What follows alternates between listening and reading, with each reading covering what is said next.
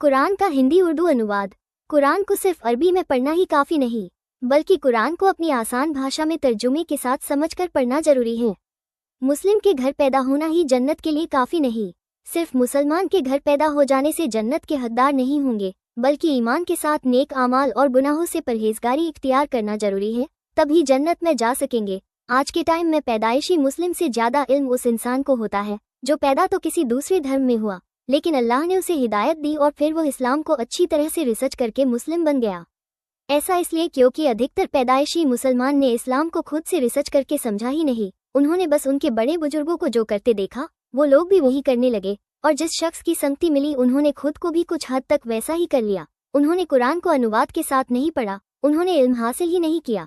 सोचते हैं कि हम मुसलमान के घर पैदा हो गए तो हम पर जन्नत वाजिब हो गई है, जबकि यह उनकी बहुत बड़ी गलत फहमी है और इल्म हासिल करना हर इंसान पर फर्ज है। अफसोस उसकी जिंदगी पर जो इस दुनिया में तो आया, लेकिन कुरान को समझे बगैर ही चला गया। जिंदगी खत्म होने से पहले एक दफ़ा कुरान को तर्जुमे के साथ ज़रूर पढ़ ले, ताकि आपको समझ आ जाए कि हमारे रब ने इस आसमानी किताब में हमसे क्या कहा है।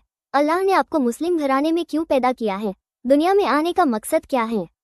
कुरान सिर्फ पढ़ने की किताब नहीं, बल्कि जीने का पूरा रास्ता है। जब तक समझेंगे नहीं, मकसद भी अधूरा ही रहेगा। आज नहीं तो कब, जिंदगी का भरोसा नहीं। अल्लाह हमें कुरान समझकर पढ़ने और उस पर अमल करने की तौफीक अता फरमाए।